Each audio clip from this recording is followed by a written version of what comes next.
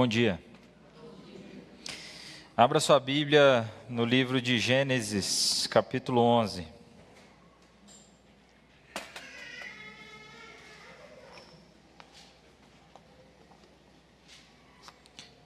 Gênesis, capítulo 11. 11.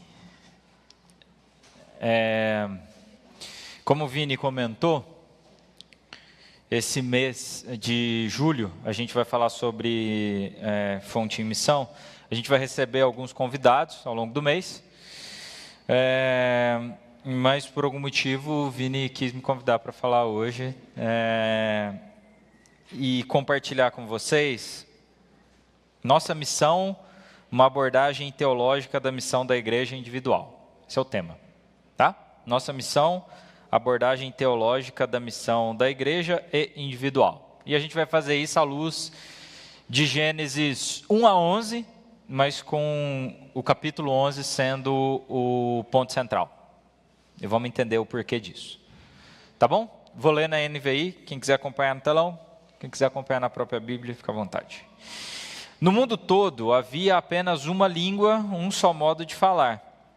Saindo os homens do Oriente, encontraram uma planície em Sinear e ali se fixaram. Disseram uns aos outros: vamos fazer tijolos ou tijolos? Tijolos. Muito bem. Porque português não pode ser, não é tão meu forte. Vamos fazer tijolos e queimá-los bem. Usavam tijolos em lugar de pedras e piche em vez de argamassa. Depois disseram: vamos construir uma cidade com uma torre que alcance os céus. Assim nosso nome será famoso e não seremos espalhados pela face da terra. O Senhor desceu para ver a cidade e a torre que os homens estavam construindo. E disse o Senhor: eles são um só povo e falam uma só língua. E começaram a construir isso. Em breve, nada poderá impedir o que eles planejam fazer. Venham, desçamos e confundamos a língua que falam, para que não entendam mais uns aos outros. Assim o Senhor os dispersou dali por toda a terra e pararam de construir a cidade. Por isso foi chamada Babel, porque ali o Senhor confundiu a língua de todo o mundo. Dali o Senhor os espalhou por toda a face da terra. Até aí. O que esse texto tem a ver com a nossa missão e por que ele é fundamental para a gente compreender a nossa missão? Qual que é a mensagem central desse texto e quais são as implicações dele para a gente pensar a nossa vida e a missão da nossa igreja? Indo muito direto ao ponto, porque todo mundo conhece o texto, a mensagem central de Gênesis 11 não é a confusão das línguas. A mensagem central de Gênesis 11 não é a confusão das línguas e o surgimento das nações como uma maldição divina sobre a humanidade. Não é. A mensagem central de Gênesis 11 é como Deus intervém na história a fim de coibir, a fim de frear a união de pessoas em torno de uma missão totalmente equivocada. E preparar, assim, o caminho para abençoar a terra por meio da família da fé. Decoraram? A mensagem central de Gênesis 11 não é a confusão das línguas, não é o surgimento das nações como maldição divina. O ponto central do texto é como Deus intervém na história de forma a coibir uma missão totalmente equivocada e preparar o caminho para abençoar as nações por meio da família da fé. Essa é a mensagem central. E isso eu vou martelar nos próximos minutos com vocês.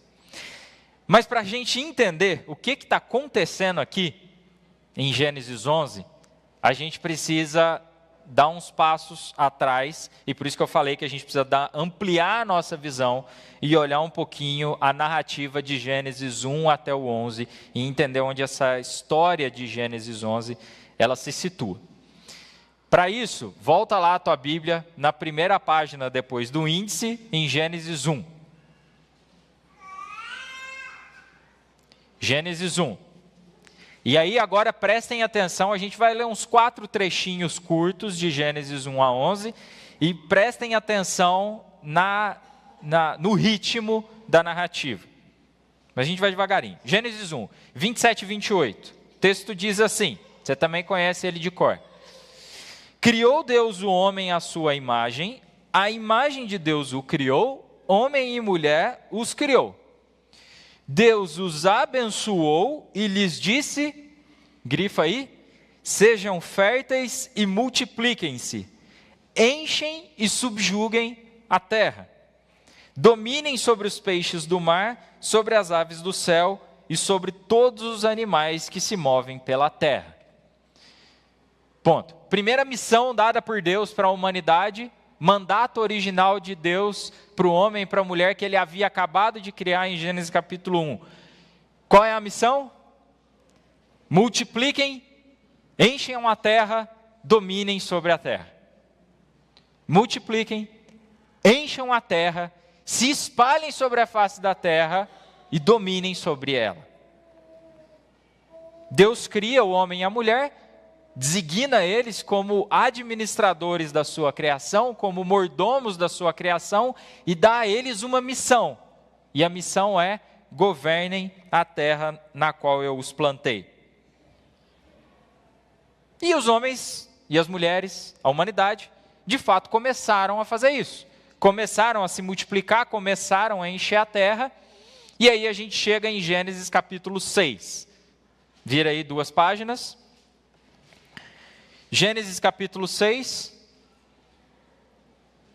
versículo 1 vai dizer que aí os homens começaram a crescer, começaram a ver as mulheres, começaram a ter filhos, começaram a fazer aquilo que Deus tinha ordenado, começaram a se multiplicar.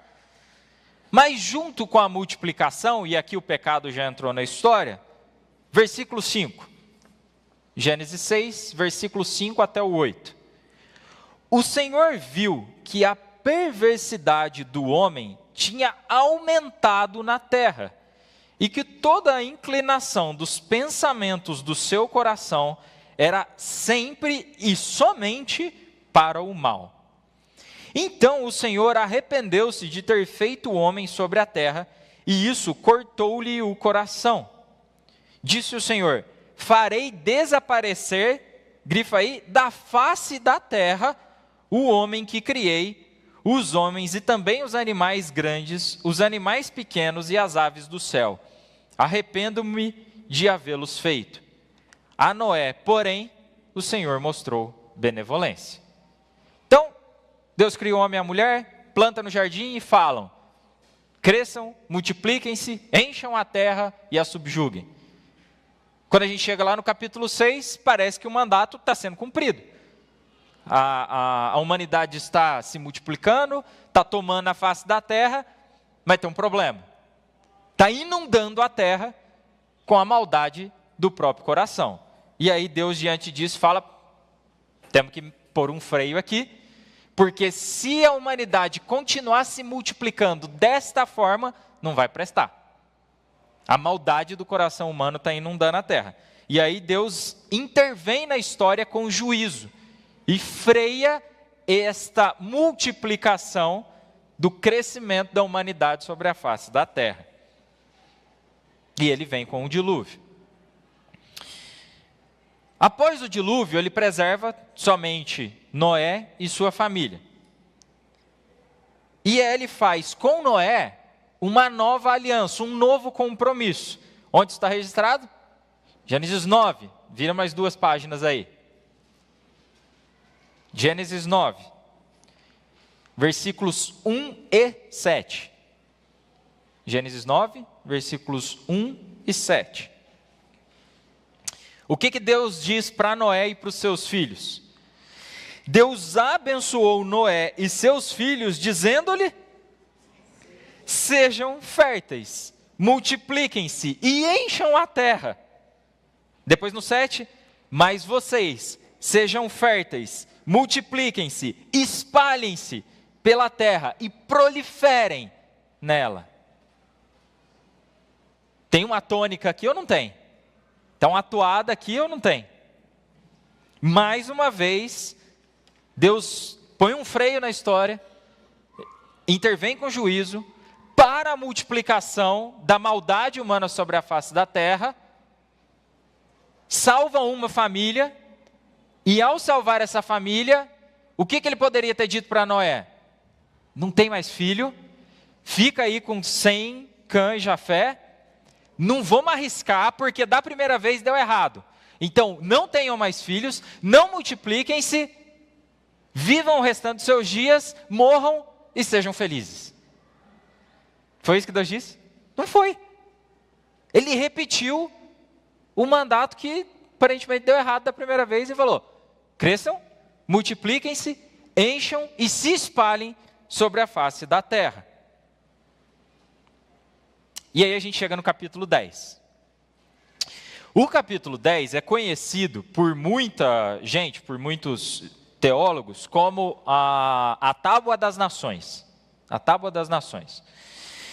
Ele lista, depois eu sugiro vocês conferirem a conta, ele lista 70 famílias, 70 cabeças, 70 etnias que se dividiram ou que surgiram desses 3 troncos, dos 3 filhos de Noé, de Sem, Cã e Jafé, dos 3 filhos, desses 3 troncos, 70 famílias, 70 etnias se dividem e aparecem sobre a face da terra.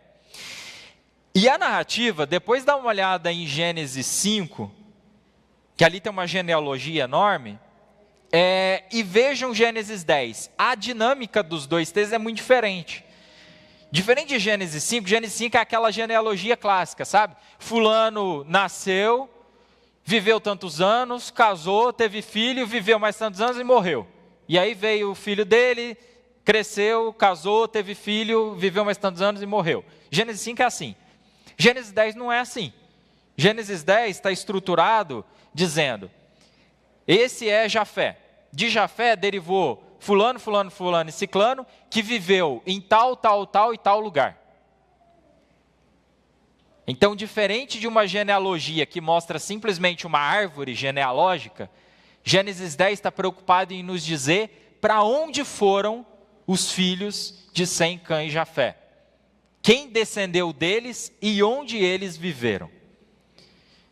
Das 70 etnias, eu não vou passar por todas elas, eu vou citar uma, mas antes de citar uma, de novo, tônica do texto, Gênesis 10. Vamos ler 3 versículos, 5, 20 e 31. É o fechamento da genealogia ou da linhagem de Jafé, de Cã e de Sem, nessa ordem.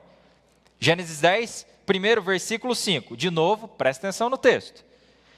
Deles, isto é, dos filhos de Jafé, procedem os povos marítimos, os quais se separaram em seu território, e aí olha o finalzinho, conforme a sua língua, cada um segundo os clãs de suas nações. Perceberam? Deles, dos filhos de Jafé, procedem os povos marítimos, os quais se separaram em seu território, conforme a sua língua, cada um segundo os seus clãs e as suas nações. Versículo 20. São esses os descendentes de Cã, conforme seus clãs e línguas, em seus territórios e nações. Agora versículo 31. São esses os descendentes de Sem, conforme seus clãs e línguas, em seus territórios e nações. Gente, o negócio repetiu 2, 3, 4 vezes, não é por acaso. E aí o versículo que fecha o capítulo 10, versículo 32. São esses os clãs dos filhos de Noé, distribuídos em suas nações, conforme a história da sua descendência. A partir deles, os povos se dispersaram pela terra depois do dilúvio. Estão vendo uma progressão na história? A progressão na história é muito clara, né? Desde lá de Gênesis 1, Deus falando, espalhem-se pela face da terra, multipliquem, encham a terra, subjuguem. Isso começa a acontecer nos primeiros capítulos. E depois do dilúvio, o mesmo mandato, e de novo a coisa está acontecendo. Os filhos de Noé, os 3, geraram 70 etnias que ocuparam toda a face da terra. Mas no meio de Gênesis 10, no meio da narrativa de Gênesis 10, tem uma história que quebra o ritmo. E aí, de novo, aí eu vou convidar você depois a ler em casa, Gênesis 10, com calma. E você vai ver que tem uma história que quebra o ritmo da narrativa. Que história é essa? É a história de um sujeito chamado Nimrod, ou Nimrod. Olha lá, versículo 8. Gênesis 10, versículo 8. Como diria o Cris, fica aqui, me acompanha. Estou terminando esse panorama. Frase clássica. Gênesis 10, 8. Cuxi gerou Nimrod, olha isso, o primeiro homem poderoso na terra. Ele foi o mais valente dos caçadores e por isso se diz valente como Nimrod. No início, o seu reino abrangia Babel, Ereque, Acade e Cauné, na terra de Sinear, ou Sinar. Dessa terra, ele partiu para a Síria, onde fundou Nínive, Reobote e Calá e Rezém, que fica entre Nínive e Calá, a grande cidade. Até aí. Olha só, Gênesis 10 está falando das etnias que surgiram dos filhos de Noé, e aí o narrador para a descrição num determinado ponto e fala, peraí, desse cara eu preciso falar um pouquinho mais para vocês. De Nimrod, filho de Cuxi, eu preciso dar alguns detalhes adicionais, porque não é que uma etnia surgiu dele. Ele fundou nada menos do que 8 cidades. 4 cidades no vale de Sinear e 4 cidades na região da Síria. Esse sujeito fundou Nínive, uma das cidades mais poderosas do mundo antigo. Esse sujeito fundou a Babilônia, Babel, um dos impérios mais poderosos do mundo antigo. E nas costas desse sujeito, o narrador coloca um provérbio. Ele era tão importante que surgiu um provérbio dizendo, valente como Nimrod. Hoje ele teria virado meme, né?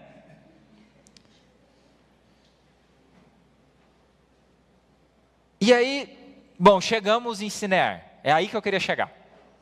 Fizemos toda essa viagem para chegar no vale de Sinear ou na planície de Sinear. Por que eu queria parar aqui? Porque é nesse vale, é nessa planície que acontece a história de Gênesis 11 que a gente acabou de ler. Indo do Oriente e pararam no vale de Sinear, na planície de Sinear. E ali eles decidiram que construiriam uma cidade e uma torre. E ali eles ficariam. O texto tem umas coisas curiosas. O versículo 3 diz uma coisa que para a gente não é relevante, mas para um leitor daquela época era muito relevante. Versículo 3 diz que eles pararam ali, decidiram fazer, a palavra que eu não conseguia falar no plural direito, tijolos queimados. E eles usavam piche no lugar de argamassa. Então eles usavam tijolo no lugar de pedra e piche no lugar de argamassa. Qual a importância disso? Bom, para a gente hoje, quase nenhuma. Mas junto com as descobertas arqueológicas, isso situa a gente no tempo. Porque a humanidade começou a usar tijolo queimado só depois do ano 3000, 3500 a.C. Antes disso, não se usava tijolo queimado. Então a gente está situado na história. A gente provavelmente está em algum momento em torno do ano 3000, 3500 a.C. Numa época na qual, olhando para a arqueologia, já existia humanidade espalhada por aí. Isso é importante. já tinha gente espalhada por aí nessa época, falando diferentes línguas. E aí aqui eu vou conectar com a história do porquê o ponto central não é a confusão da língua. O ponto central é o intento do coração. Olha só o versículo 4. Vou reler. Depois disseram, vamos construir uma cidade com uma torre que alcance os céus, assim nosso nome será famoso e não seremos espalhados pela face da terra. Tem um plano aqui. Qual é o plano? O plano não é a preservação da língua. Qual é o plano? O plano é construir uma cidade, construir uma torre,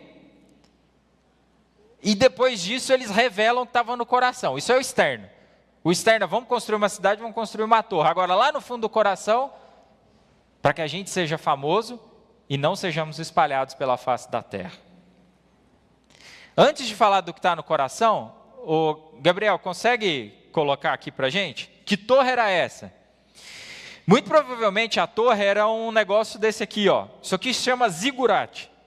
Era um tipo de construção muito comum na região da Mesopotâmia, em torno do ano 3000, 3500 a.C.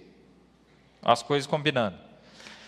Do lado esquerdo, só para ser bem moderno, uma reconstituição por IA, pedi lá para o ChatGPT reconstruir para mim um zigurate, e ele fez aquele desenho ali, considerando as melhores informações que a gente tem hoje.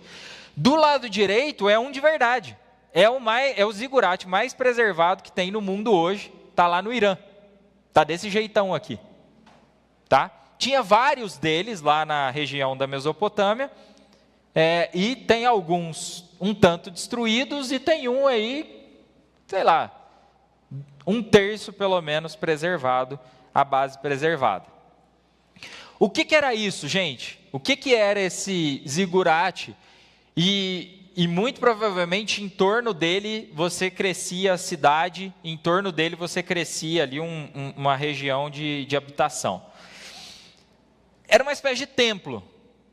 Era um lugar onde, claro, você tinha alguns usos, você podia ter um uso para astronomia, para ver o céu, para contar os dias e etc.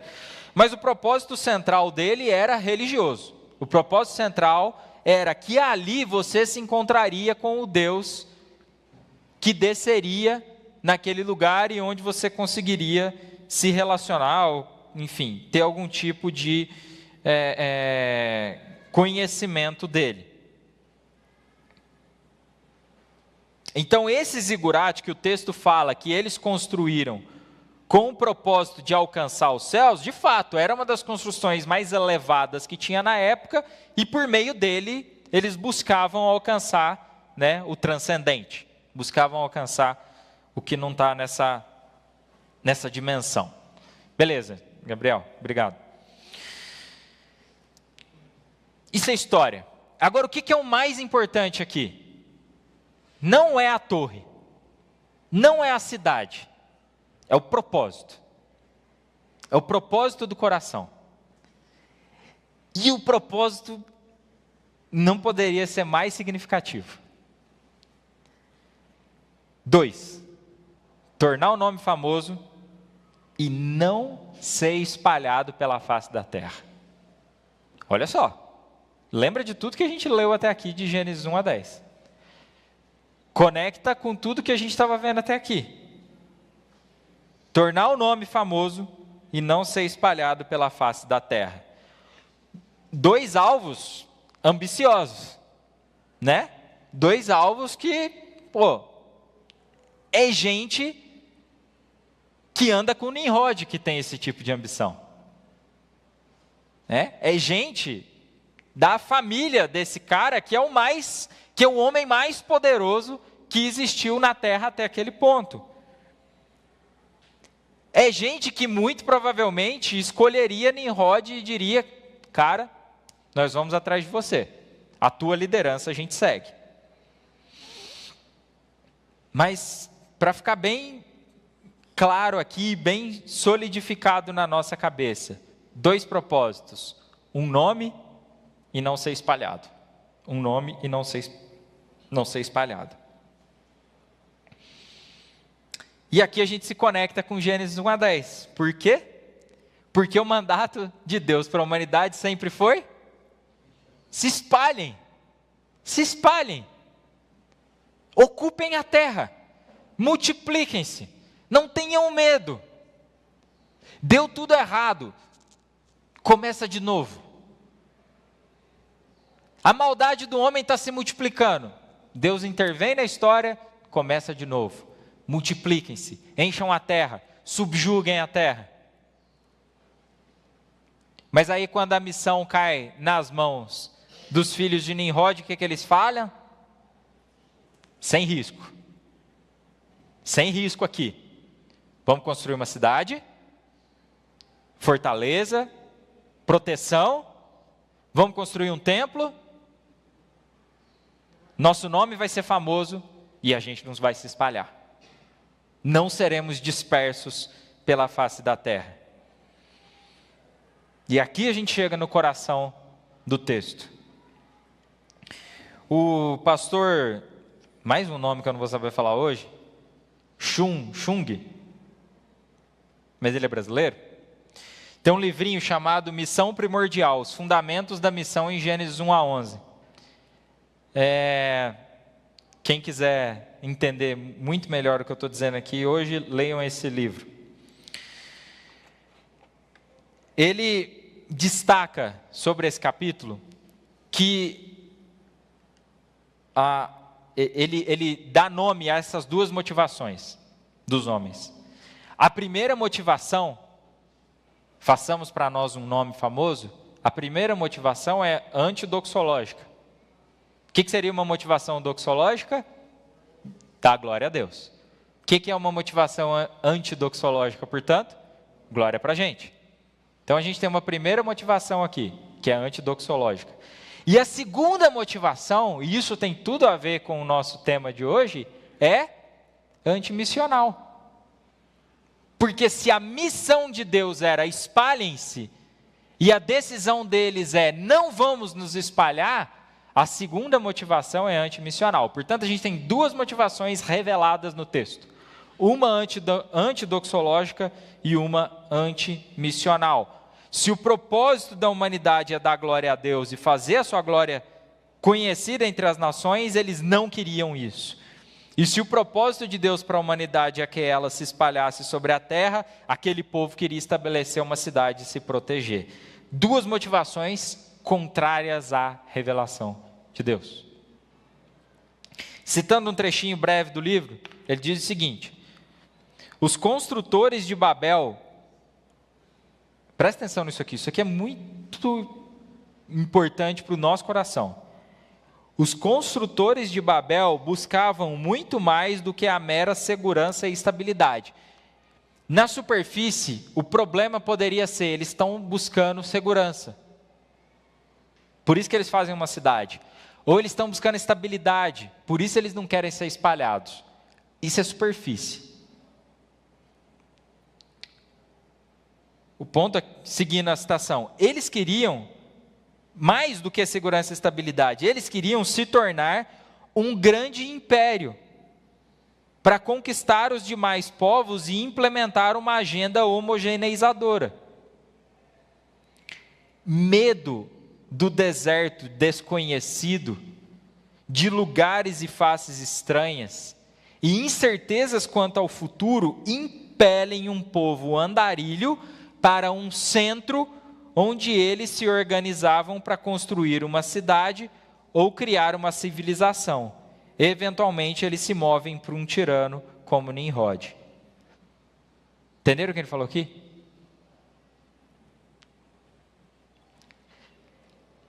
Imagina você, um povo nômade, um povo andarilho, que estava peregrinando.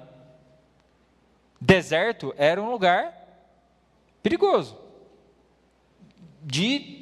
É um lugar ermo. Não sabe o que tem. Tem nem esquina para você falar o que me espera na próxima esquina. É um lugar ermo. O medo desse deserto desconhecido, a incerteza quanto ao futuro, faz com que esse povo busque um centro, uma cidade, onde eles pudessem se organizar e criar uma civilização. Isso é um terreno absolutamente fértil para um líder forte, poderoso, como um Nimrod da vida. Isso não tem se repetido ao longo da história? Quantas e quantas vezes um povo tomado pelo medo e pela incerteza quanto ao futuro, escolhe um líder aparentemente forte para o conduzir? Quanta decisão errada a humanidade já não tomou quando foi movida pelo medo e pela incerteza quanto ao futuro? Quase todos os impérios da história, quase todos os ditadores chegaram onde chegaram porque as pessoas estavam movidas pelo medo, pela insegurança, pela incerteza quanto ao futuro. Isso tem implicação missionária, a gente vai falar sobre isso daqui 2 minutos. Agora, como que Deus age? Como que Deus age diante desses intentos do coração humano? Bom, aí a gente viu o final do trecho que a gente leu. Primeiro ele acaba com a farra. Porque se tinha uma linguagem comum que os unia, Deus fala, não entendam mais. Não se entendam mais. Então, se tinha alguma coisa que os unia, e nesse caso era a linguagem, Deus fala, a partir de agora vocês não se entendem. E aí Deus acaba com esse projeto uniformizador, espalhando aquele povo sobre a face da terra, é isso que está registrado no versículo 9. Então esses homens estão ali reunidos, dizendo, vamos fazer uma cidade, vamos construir uma torre, vamos ficar aqui, daqui a gente não sai, daqui ninguém me tira. Deus fala, esquece. Acaba com essa farra. Ninguém se entende mais e espalhem-se. Isso é o juízo de Gênesis 11. Mas a machadada final não está no capítulo 11. A machadada final está no capítulo 12. E aí vamos ler só os 3 primeiros versículos do capítulo 12. Gênesis 12, versículos 1, 2 e 3. Aqui é a pá de cal de Deus em cima do plano de Babel. Então disse o Senhor a Abrão, saia da sua terra, olha só, vai vendo a enxurrada de ironia agora. Saia da sua terra, do meio dos seus parentes, da casa do seu pai, e vai para a terra que eu lhe mostrarei. Farei de você um grande povo, e o abençoarei. Tornarei famoso o seu nome, e você será uma bênção. Abençoarei os que o abençoarem, e amaldiçoarei os que o amaldiçoarem. E por meio de você, todos os povos da terra serão abençoados.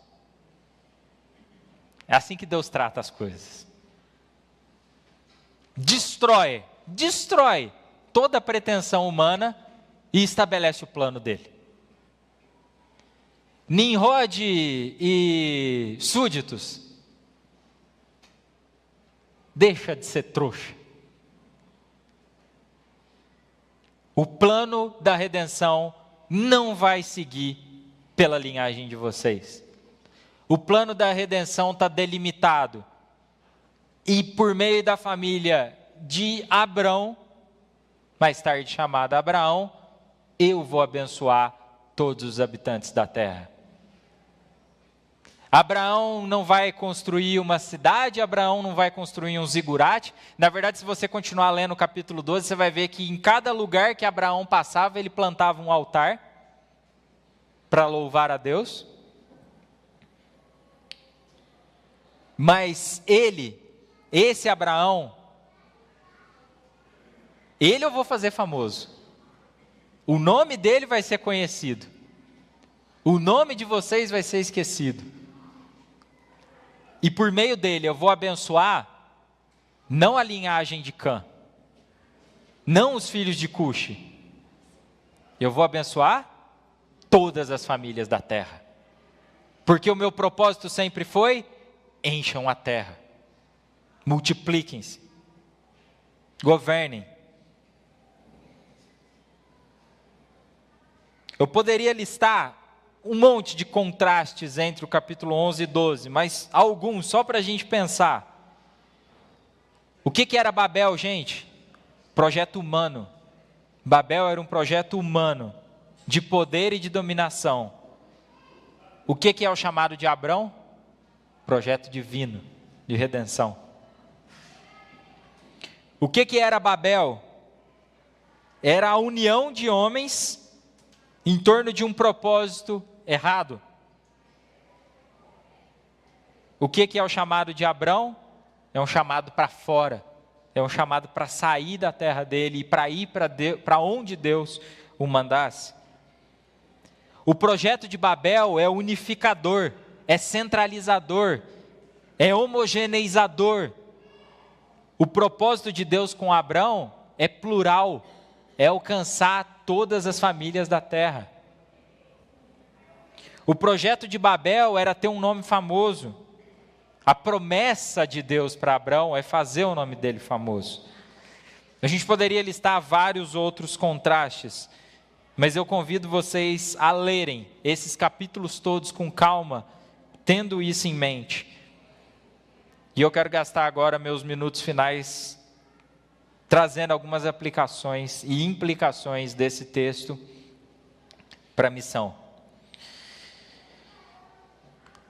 Poderia citar algumas, vou focar em três. Três implicações de toda essa narrativa que a gente viu, de Gênesis 1 até o início do 12, para a missão, seja da igreja, seja para a nossa missão individual. Primeira implicação, a missão tem como alvo principal, ou tem como foco principal, a glória de Deus.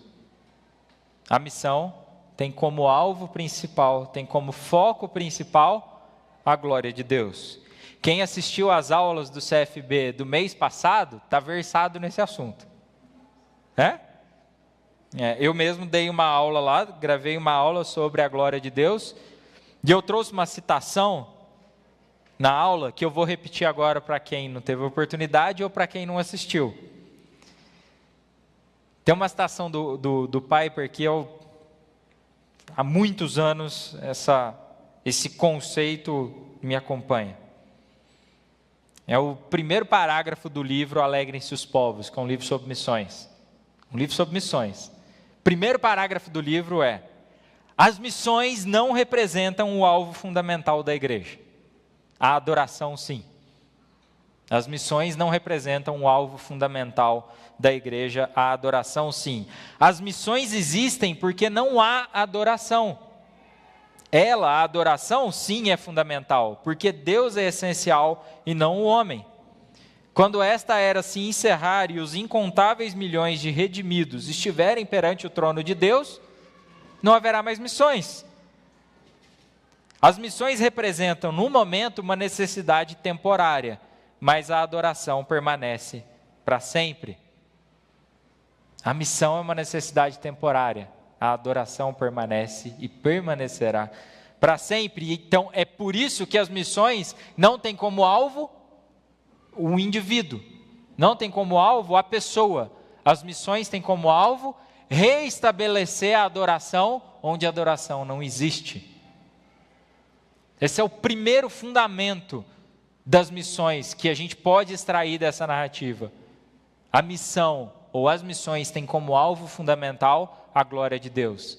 Reestabelecer a adoração onde a adoração não existe.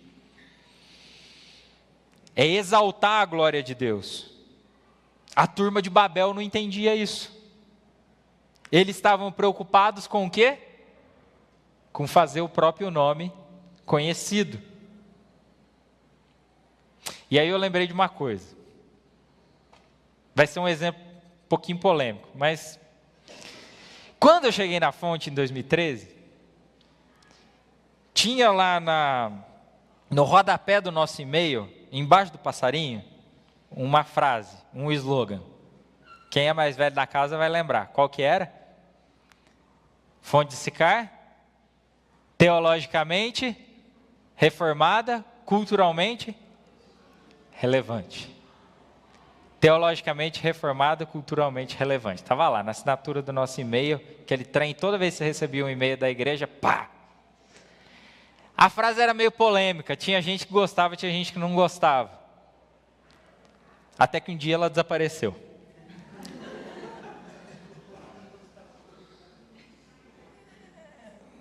Por que eu estou trazendo essa história à tona? Gente, vocês me conhecem há muito tempo. Vocês sabem que eu tenho um apreço enorme pelo diálogo com a cultura. Eu valorizo demais o fato dessa igreja dialogar com as questões do nosso tempo, com as questões da nossa cultura. E manter os olhos abertos para o que está acontecendo à nossa volta. Eu fico feliz pra caramba quando o Josué traz uma proposta do estuário cultural para a igreja. Isso me anima o coração. Mas tem um risco nisso. Tem um risco nisso. Porque o coração nosso é ruim. Qual é o risco? O risco é a gente focar tanto na relevância que a gente se esquece de ser bênção. É a gente focar tanto na relevância que a gente abraça o desejo pela fama. E quanta igreja a gente não conhece que em nome da relevância passou a adorar o próprio nome. Abraçou a fama. Façamos o nosso nome conhecido. É Babel. É Babel.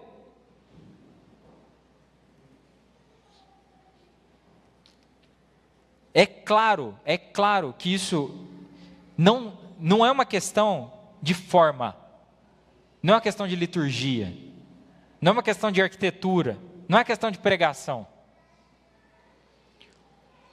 Na boa, pouco importa se o púlpito é de ferro, de madeira, se é uma prancha ou se não tem púlpito.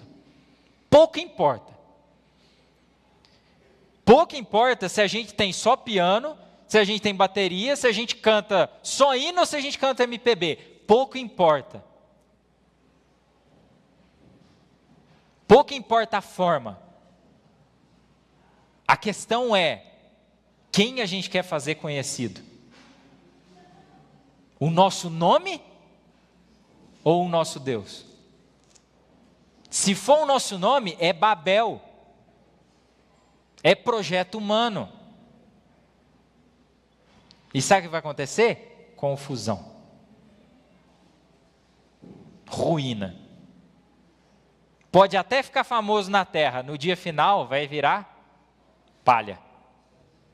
Ou fogo, que vai ser consumido. Está entendendo a importância da gente colocar o alvo doxológico na nossa cara? Se o alvo, pela glória de Deus, não for o alvo central da missão, vira Babel. A gente se apaixona por fazer o nosso nome famoso.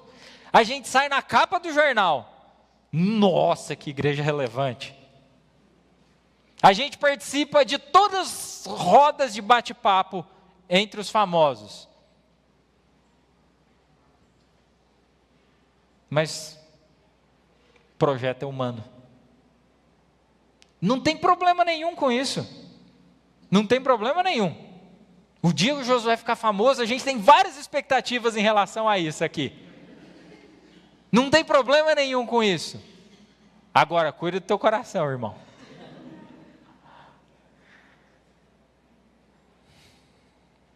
Tá claro o ponto? Segundo. Então, primeiro, o alvo fundamental da missão é a glória de Deus, é doxológico. Segundo, a missão da igreja e aí me perdoem agora o português, a missão da igreja é uma força centrífuga, que empurra para fora. Aulinha de física lá do ensino médio, sempre trago alguma coisa. Aulinha de física do ensino médio, tem duas forças na física, para um objeto em movimento circular. Quais são as duas? Tem uma que puxa para dentro, qual que é? Centrípeta. E uma que é a tendência do objeto a sair pela tangente e ir embora. Qual que é? Centrífuga. Ó, só ainda lembra. Então, a missão da igreja é uma força para fora. Para fora. É centrífuga. Você está aqui, mas ela está te jogando para fora. Você quer ficar aqui, porque tem uma certa discussão sobre isso, o Tainan não está aqui agora. Ele poderia me corrigir, que ele é mais da física que eu. Força centrípeta é uma força real, é ela que mantém um objeto girando em torno de um ponto. A centrífuga é meio que uma força ficcional, que é simplesmente a tendência, a inércia, né? Sair fora. É tão bom estar aqui, que a gente quer estar aqui, que a gente quer ficar aqui. A força centrípeta da igreja é forte pra caramba. Então a gente gasta energia pra caramba pensando, será que a gente vai comprar uma cadeira preta, azul, com estofado, sem estofado, de plástico ou de madeira? É legal demais pensar nisso. Será que a gente vai pintar a parede de verde, de amarelo, de roxo, de preto? A gente decidiu que não. Isso é força centrípeta. É a gente girando e cada vez mais em direção ao núcleo. E esse negócio é apaixonante e a gente quer ficar aqui. Só que a missão tem que fazer a gente ser lançado daqui. Tirar o olho daqui de dentro e botar o olho lá fora. A componente centrífuga tem que ser mais forte do que a centrípeta. A componente para fora tem que ser mais forte do que a componente que nos puxa para dentro.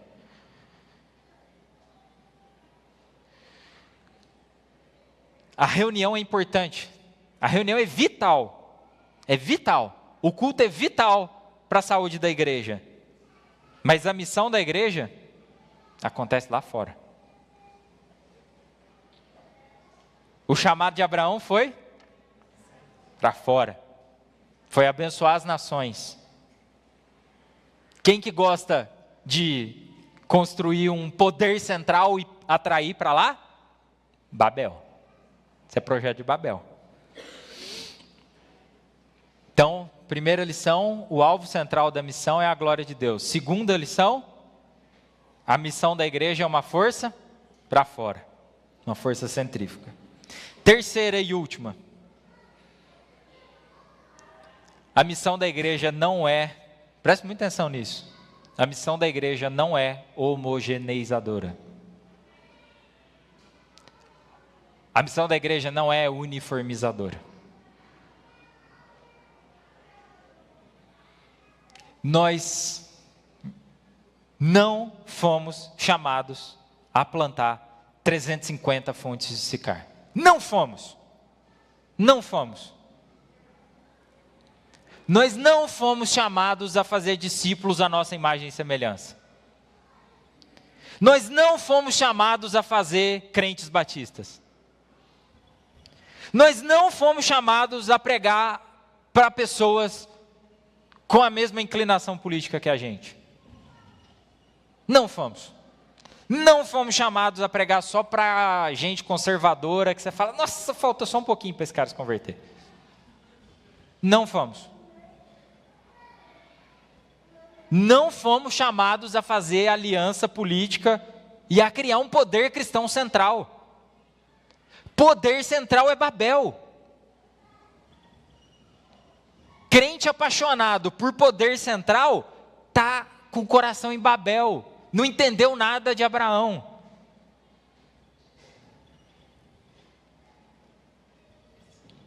Deus não criou um tanto de gente igualzinha, muito menos um tanto de discípulos iguaizinhos. Depois de muito insistir, minha esposa conseguiu me convencer a ver The Chosen. Uma das coisas legais dessa série é que ela dá uma baita ênfase na diversidade entre os discípulos. E é muito verdade mesmo. E eu já falei sobre isso aqui na igreja em outros momentos. Jesus não poderia ter escolhido gente mais diferente, umas das outras. Né? Cobrador de imposto, zelote, pescador, gente culta, inculta, sabia ler, que não sabia ler. Uma salada, tinha tudo para dar errado. O que Jesus estava mostrando para a gente? A missão não é homogeneizadora. A missão não é uniformizadora.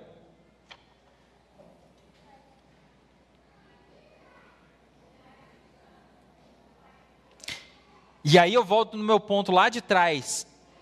O juízo de Deus em Gênesis 11, a maldição de Gênesis 11 não é a origem das nações. As nações não surgem como maldição divina. O propósito de Deus para a humanidade sempre foi: espalhem-se, encham a terra. E vocês acham que ao se espalhar e encher a terra, a humanidade ia criar um monte de etnia tudo igualzinha? Óbvio que não. Óbvio que não. O chamado de Deus nunca foi uniformizador, homogeneizador. O juízo de Deus sobre Babel é por causa do intento do coração. As maldições não são maldição divina, as nações. As nações não são maldição divina. É por isso, e eu já preguei sobre isso aqui também no passado, Atos 2 não é a reversão de Babel. Se Atos 2 fosse a reversão de Babel, todo mundo passaria a falar a mesma língua. O que acontece em Atos 2 é muito mais bonito do que isso. O que acontece em Atos 2? Gente que fala um tanto de língua diferente se entende. Porque tem uma coisa que une, que é o Evangelho, que é o Cristo ressurreto. A igreja não é um tanto de gente igual que fala a mesma língua. A igreja é um tanto de gente diferente, oposta, que se entende por causa de Jesus. É isso que o Evangelho faz. E é por isso que a missão não é homogeneizadora. A missão não faz da gente tudo igual. A missão fala: vocês são tudo diferente. Vocês pensam diferente pra caramba. Vocês têm perfis diferentes pra caramba. Mas vocês se unem em torno de uma coisa. Essa força centrípeta é forte.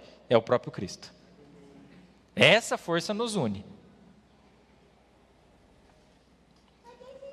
E aí, sempre, e eu vou terminar com isso, sempre que a missão da igreja descamba para uma proposta uniformizadora, homogeneizadora, sempre ela se desvia da cruz de Cristo.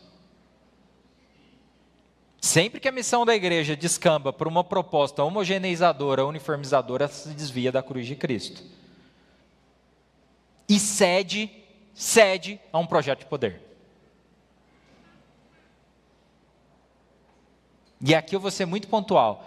Sabe qual é a maior bênção de não estar mais nas redes sociais? Eu não sei qual é a última polêmica. Não sei. Faz uns 2 anos que eu não sei mais. De vez em quando tem uma outra que chega. E aí chegou para mim esses dias, estava rolando aí uma polêmica sobre universidade. Agora vou ser claro, tem medo eu vou dar um passo atrás, tem medo de pôr filho no mundo? Vai ceder a Babel. Tem medo de mandar o filho para a universidade? É Babel. Não, meu filho só estuda em escola cristã, meu filho não vai para a universidade, porque lá o mundo governa. É projeto de Babel. Vamos construir uma cidade, um templo, e aqui ninguém nos atinge. Tem coisa mais segura do que não pôr filho no mundo?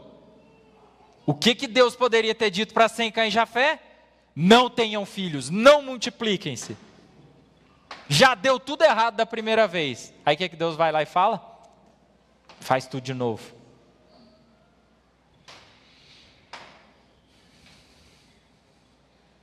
Tem umas coisas que são elementares e a gente precisa relembrar. Projeto homogeneizador é projeto que se sustenta do medo das pessoas. E crente com medo faz bobagem. Crente com medo só faz besteira.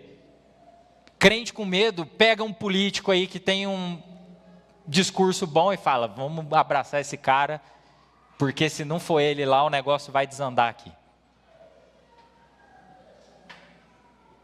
Crente com medo não põe filho no mundo, crente com medo não manda o filho para a universidade. Agora, onde é que você foi chamado para viver com medo?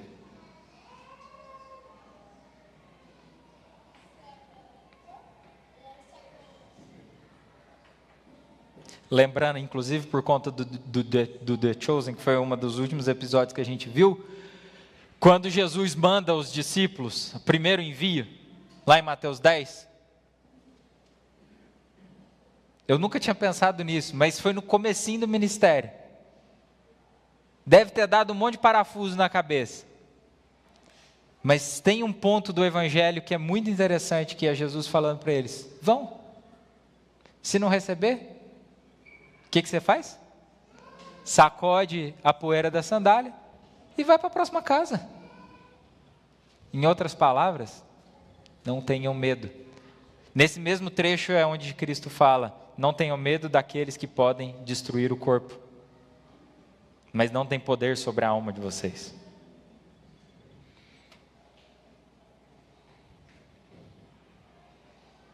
Babel se alimenta do medo. Babel se alimenta do medo. Portanto, gente, manda o filho para a universidade.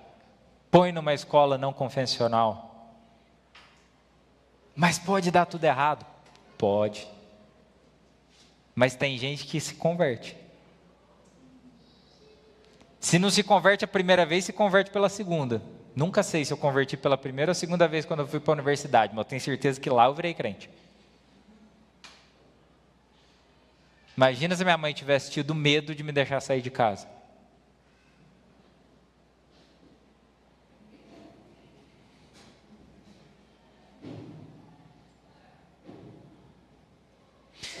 É isso.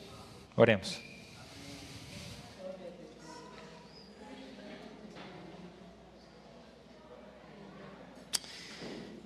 Senhor, obrigado pela tua palavra. Ela é clara e vai direto ao ponto. Deus, se nosso coração, e em particular, se a missão da nossa igreja tem se confundido com Babel, tem misericórdia de nós. Se de alguma forma o nosso alvo central tem sido fazer o nosso nome famoso e não sermos espalhados, tem misericórdia de nós. Deus, o Senhor nos plantou nos mais diferentes lugares. O Senhor nos colocou em diversos ambientes de trabalho. O Senhor conduziu muitos de nós, em algum momento do passado ou até do presente, pela universidade. O Senhor nos leva a transitar nos mais diferentes ambientes, seja do ambiente corporativo, seja do ambiente cultural. Que a gente não tenha medo, Deus, que a gente não tenha medo de transitar por cada um desses ambientes, porque é lá que o Senhor quer refletir a tua glória. É lá que o Senhor quer que a tua luz brilhe. É lá que o Senhor quer que a gente seja bênção para as nações. Deus, ao longo desse mês, o Senhor nos desafiará em muitos sentidos. O Senhor nos trará, já nos trouxe desafios aqui hoje, de olharmos para a realidade de São Paulo, a nossa volta, favelas, comunidades.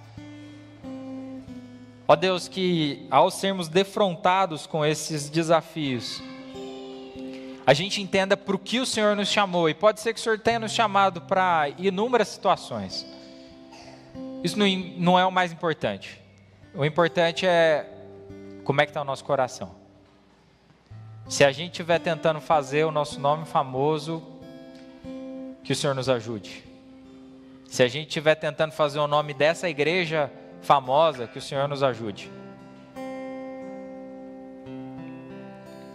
Que diante da nossa igreja e que diante da nossa vida, o alvo central seja a tua glória.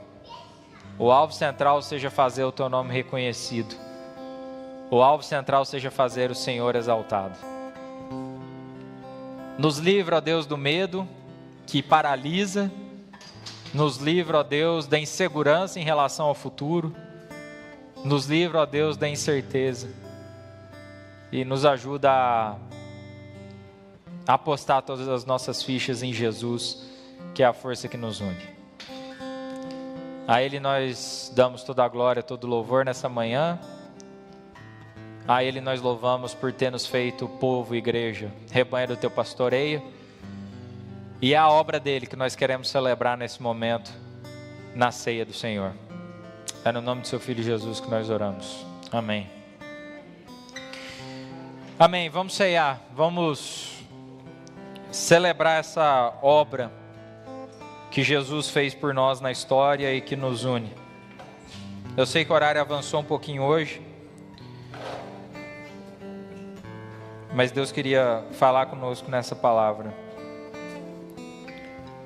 Abra sua Bíblia em 1 Coríntios. 1 Coríntios, capítulo 11.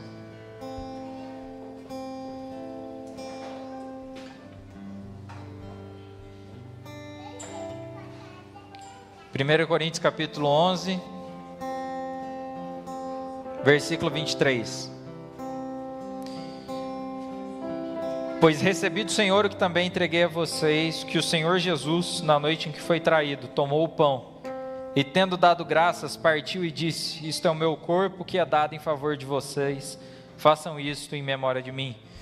Da mesma forma, depois da ceia, ele tomou o cálice e disse: este cálice é a nova aliança no meu sangue, façam isto sempre que o beberem em memória de mim, porque sempre que comerem deste pão e beberem deste cálice, vocês anunciam a morte do Senhor até que Ele venha. Versículo 28, examine-se cada um a si mesmo, então coma do pão e beba do cálice. Nós vamos cantar. Enquanto a gente canta, Celo, Vini vão distribuir os elementos. Depois de você receber, espere todos receberem, a gente terminar de cantar e aí a gente ceia junto.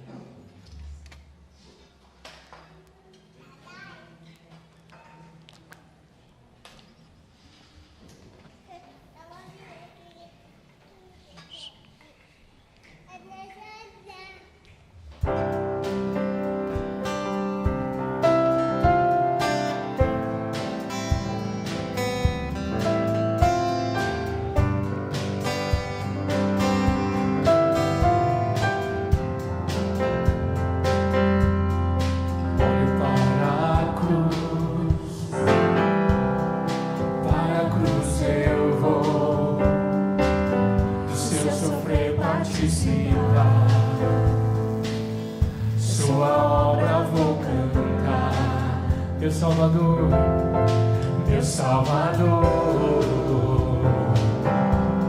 na cruz mostrou o amor do Pai, o amor do Pai, o justo Deus, pela cruz me chamou gentilmente, me atraiu e eu, sem palavras, me aproximo, quebrantado por seu amor. Me chamou gentilmente, me atraiu e eu, sem palavras, me aproximo, quebrantado por seu amor.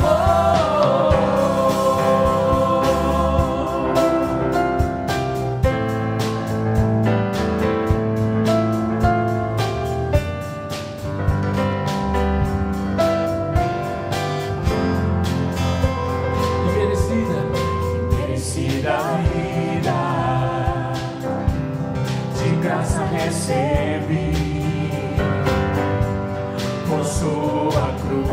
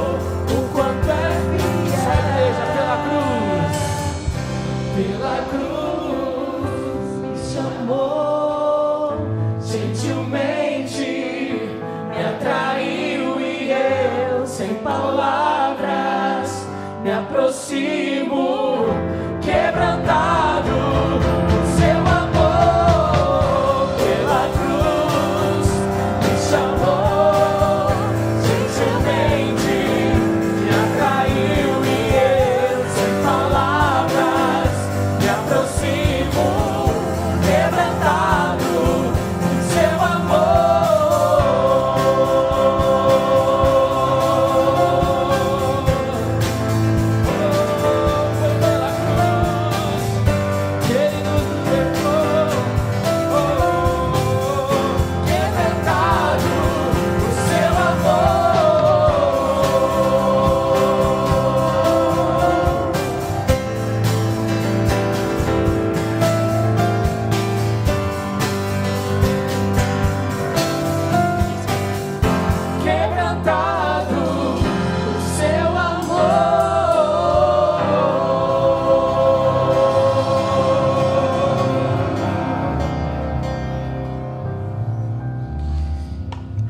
Todos receberam? Sim? Vamos orar? Santo Deus, obrigado pelo teu sacrifício, pelo teu amor.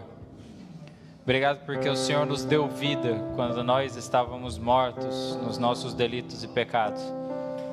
Obrigado pela vida de Jesus em nós. Obrigado pelo sangue de Cristo vertido na cruz. Obrigado pela ressurreição dele ao terceiro dia. A certeza e a garantia que nós temos de que esse sacrifício foi perfeito e nos alcançou. Obrigado pela redenção, obrigado pela reconciliação. Que esta ceia celebre a obra de Jesus e seja parte do anúncio desta obra até que Ele venha. Obrigado, Deus, porque o Senhor deu o seu único Filho para que morresse em nosso lugar. É no nome dele que nós oramos e agradecemos. Amém. Podemos participar todos dos elementos.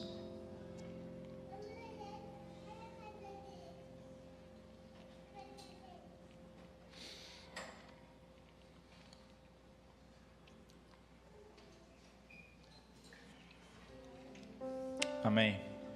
Amém.